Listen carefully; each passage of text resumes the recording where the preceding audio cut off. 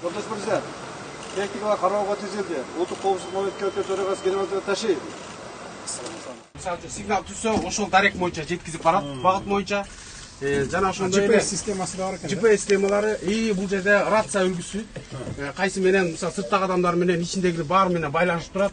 Дагы бир эмеси, ичинде кондиционер бар, жылуу кышында, жайкысы салкын. Куткаруучулар үчүн дагы бир жакшы нерселер, мынакей мотопила, мисалы жыгачтарды аралап кесүүдө, электр системалары жабыркаган болсо, аларды суу менен өчүрө албайбыз. Ал үчүн огнетушитель менен баардыгы жабдыкталган. Рукавтардын баардыгы өз нугунда.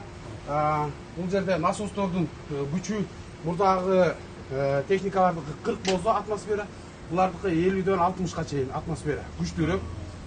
Баардык сапатка азыркы заманбап технология өзү атат, этаждар көп атат, ошого байланыштуу булардын насостун мощносту дагы кичине күчтүүрөөк. Бул автоунаанын Хово автоунаасынан өзгөчөлүгү болуп, бул Хово Ситра. Бул цистернанын сыйымдуулугу 8 тонна. Бул деле ошол жумушту алып жатат, бирок мында орнотулган насостун кубаттуулугу 50 литрден 100 литрге чейин 800 литр суу берет. Суу жок райондордо 1,5 километрге чейин суу жеңдерин тартып суу берсе болот да бул автоунан. Через шлангыбы? Через пожарный рукавный. Анан бул автоунаа деле Хово автоунаасында эле 6 адамдан турат. Көчүрмө нерсе. Бул драгер баары тең панорамный маска менен ошондой эле манометр өзү баллондон турат. Бул кислородный баллон. Муну аба кысым менен үйрөтүлөт да. Бул муну менен ошол түтүн болгон имараттын ичинде болжолу менен 35-40 мүнөткө чейин ирет да. Бул иштөө шартына жараша. Мисалы, кээ бир адам азыраак аба колдонот, кээ бири көбүрөөк. Жарым саат убакыт керек экен да. Жарым саат. Ушундай адет да.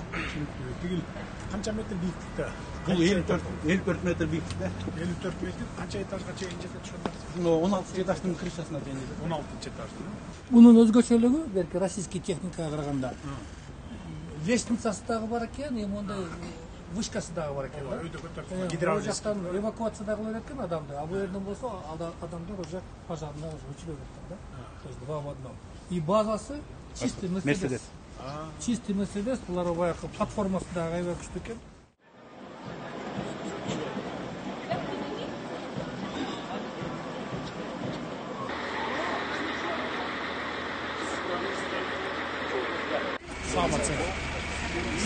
Автобустар, проектный автомобиль, кофтушар, компания келіп, кеше біраз адаштық қойып,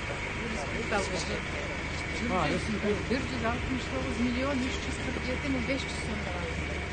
170 миллион өз-өзін баяғы штрафтардан түшкен ақша. Көлік бағында аябай қиып алғанымызда кислород жоқ болушы. Бұл перенос кислород. Анан ішінде стационарный кислородный аппараты бар, 2 баллон кондитер. Бұл чемодан, бұл термал, учеттандар, бұл электроваттың насос. Анан бұл амбушка деп қойғыз, 3 размері, бұл чоң кішерге, бұл оқыр кішеке бар, бұл кішеке болды. Самое главное, аябай жақсы аппаратура, бұл портативный электрокардиограф, 3 каналды. И тағы бір жақсы функциясы бар, предварительная расшифровка бар. Бұл электрошоктық кішілер айтады, дефибриллятор. И чоң кішілерге томометр кішеке балдарға. Давление бар. Полная комплектация реанимации. Бұлар даже Бишкек шаарындағы біздің көз жақынға беріп атады. Анан жалпы республика бойынша бөлінді ошол 32 машина. Анан жакында февралдын аягында дагы 41 машина келет. Ал Евразиялык өнүктүрүү банкына каралган. Бул киши жалпы канча спору керек ошондо бүт жабыш. Бизде анан дагы 300 керек, ошондо бүт жалпы боюнча муктаждыкты жабылат.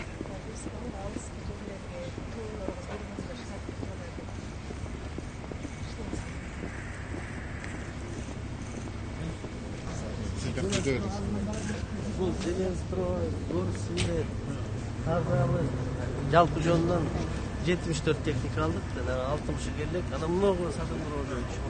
Могуну американский. Анан бак кол менен чыгып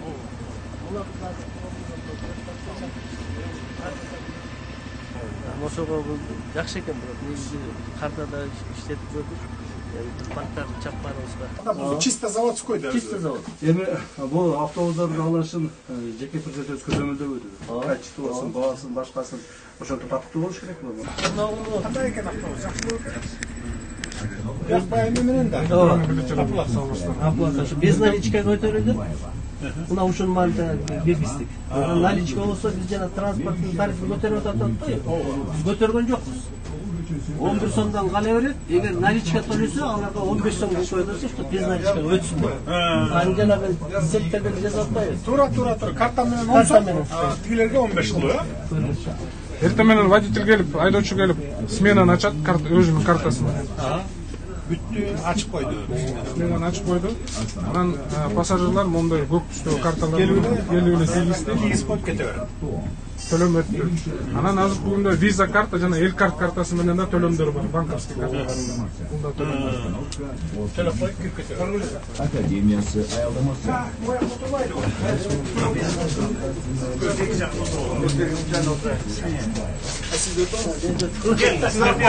Эми мунун немеси бар экен. Жок, мунун качество жакшы экен. Ушул эле жулкулдатып эле жулап атат да. Анан кийин 5 камера бар. Полный водитель карап турат. Имени болду баардыктан карап турат. Анан бул жакшы жери кышында печкасы 5 печка бар экен. Бул жанагы жып-жып. Анан мына аварийный немелерди карасаңыздар, авария случай авария болуп калса, буну алсам анан буну менен калсаң Заряд устройстволор бар экен, жакшы. Калган автобустар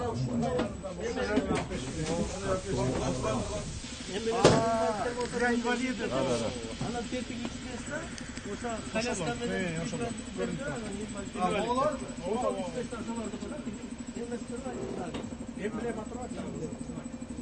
инвалидтер отурат.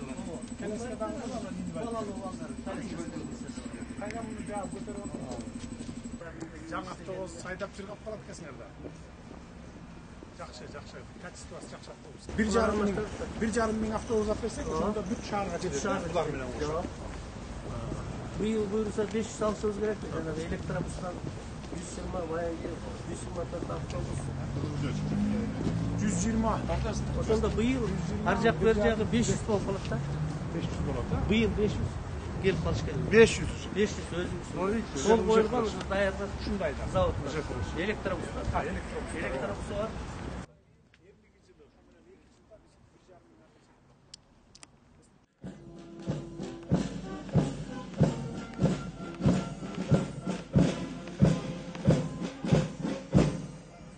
Жолдош Кыргыз Республикасынын куралдуу күчтөрүнүн башкы кол башчысы Өзгөчө Кырдаалдар Саламаттык сактоо министрлигинин Бишкек шаарынын мэриясынын өздүк курамы атайын техникаларды тапшыруу салтанаттуу аземине тизилди.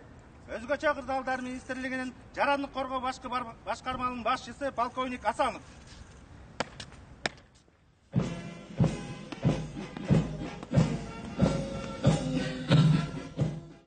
Саламатсыздарбы жолдоштор?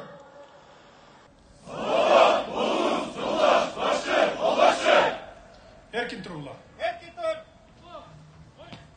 Саламатсыздарбы, урматтуу мекендештер, бүгүнкү иш-чаранын катышуучулары. Бүгүн сиздер менен чогуу кубанычтуу күндүн күбөсү болуп турабыз. Себеби Кытай эл Республикасы тарабынан жардам катары гранттык негизде Өзгөчө Кырдаалдар министрлигине заманбап, кубаттуу жана эң акыркы үлгүдөгү атайын техникалар алынып келип, салтанаттуу түрдө тапшырылганы турат. Кыргызстандын Өзгөчө Кырдаалдар министрлигине 20 миллион акш доллардан ашык суммадагы гранттык негизде атайын техникаларды бергендиги үчүн Кытай эл Республикасына жана төрагасы урматтуу Си Цзиньпин мырзага кыргыз элинин атынан жана өзүмдүн атымдан терең ыраазычылык билдиремин.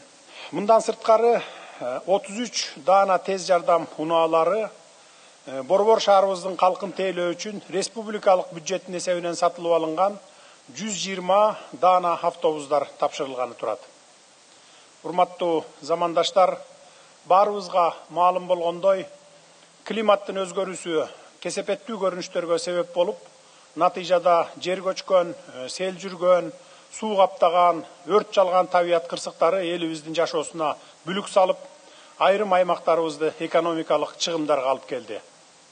Мындан улам өлкө калкы менен аймактарыбыздын коопсуздугун камсыздоо күн тартибинде турган башкы маселелердин бири болуп саналат. Эгемендүүлүк алгандан тарта өзгөчө кырдаалдар министрлиги өзүнө жүктөлгөн милдетти татыктуу аткарып, ар кандай кооптуу абалга кабылган мекендештерибиздин өмүрлөрүн, ден соолуктарын сактап келет. Мына ошол куткаруу кызматынын техникалык потенциалын чыңдоо максатында атайын техникаларды алып жатканыбыздын баары элибиздин коопсуздугун камсыздоо үчүн. Өрт өчүүчүлөрдүн жана жалпы эле куткаруучулардын ишинин натыйжалуулугун жогорулатуу максатында заманбап техникалар менен камсыздайбыз деген убадалар чекесинен аткарылууда. Сиздер өзүңүздөр күбө болгондой, бүгүнкү тапшырылып жаткан 100 даана өрт өчүрүүчү унаадан сырткары жакында эле заманбап 2 тигучак, 58 өрт өчүрүүчү унаа, 81 инженердик техника жана 34 ар түрдүү техникаларды бюджеттик каражатыбызга сатып алганбыз. Кудай буюрса, ушул февраль-март айларында Россия мамлекетинен дагы 40 даана жаңы өрт өчүргүч унаалар менен бир Ми-8 тигучагы жардам катары келе жатат.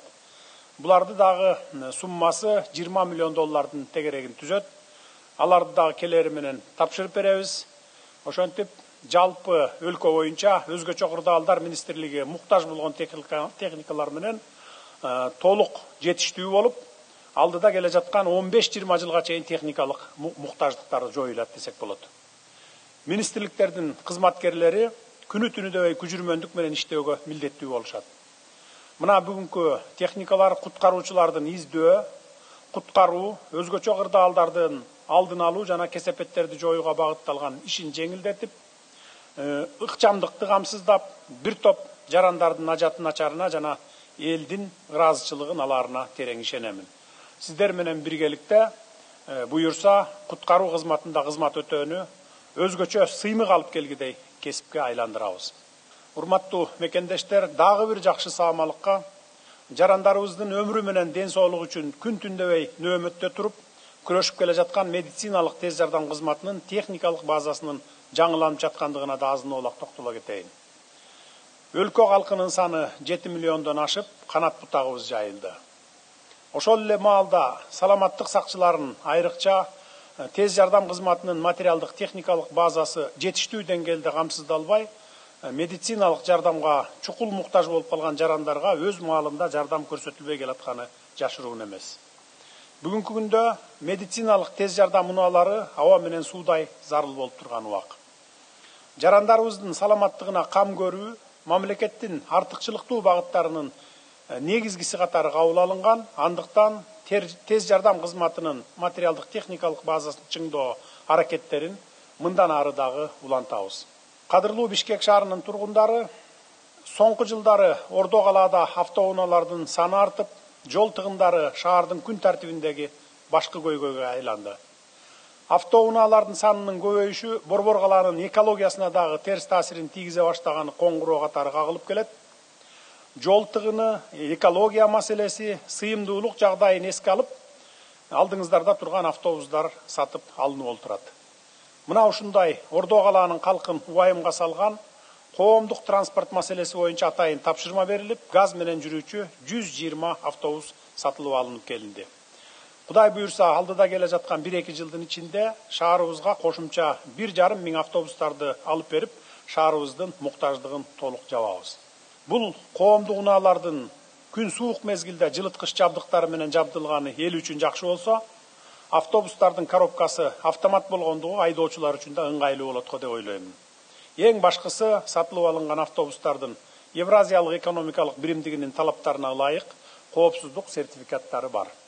Урматтуу Борбор кала тургундары, шаарыбыздын инфратүзүмүн жакшыртып, көрктөндүрүү иштерин арттыруу үчүн муниципалдык ишканаларга 13 даана адистештирилген техника сатылып алынганын дагы кошумчалай кетейин.